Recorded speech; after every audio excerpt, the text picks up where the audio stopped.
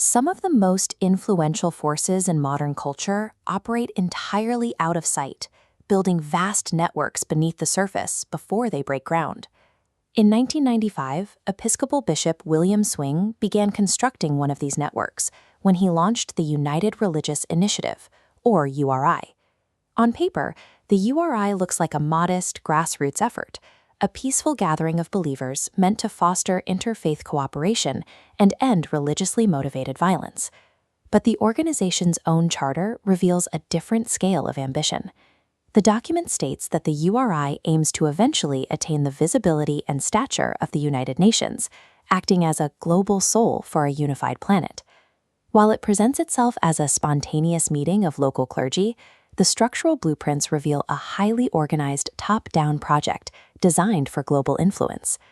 Genuine grassroots movements typically spend decades struggling for recognition on the margins. They rarely acquire global political backing and immense funding overnight, yet the URI was immediately embraced by the highest levels of secular power, drawing support from United Nations agencies, billionaire currency speculators, and former Soviet Premier Mikhail Gorbachev. It is difficult to identify another project that could simultaneously align the interests of international financiers, career bureaucrats, and former socialists, unless that project is the construction of a shared global ideology. The URI was explicitly engineered to mirror the structure of the United Nations. Bishop Swing argued that if the nations of the world could meet daily to serve a common vocation, the religions of the world required a parallel institution to do the same. This institutional mimicry led to concrete political results. By the early 2000s, the URI secured official NGO status with the UN and signed partnership agreements with UNESCO, even establishing a permanent cooperation circle inside the UN headquarters in New York.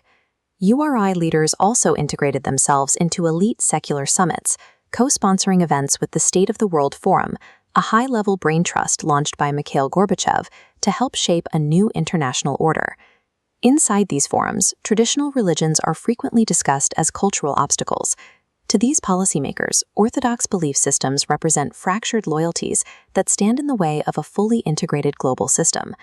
By building a spiritual UN, these leaders are creating a cultural enforcement arm that can legitimize the goals of secular global governance from the pulpit.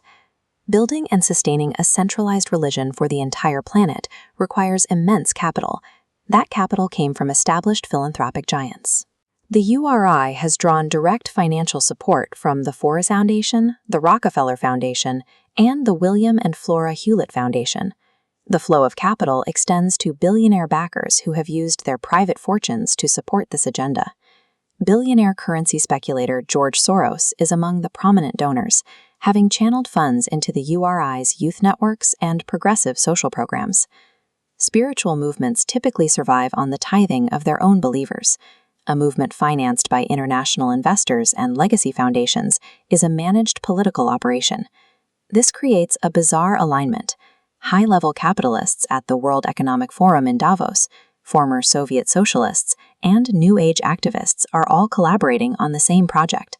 They are united by a single objective, the establishment of a global ethic.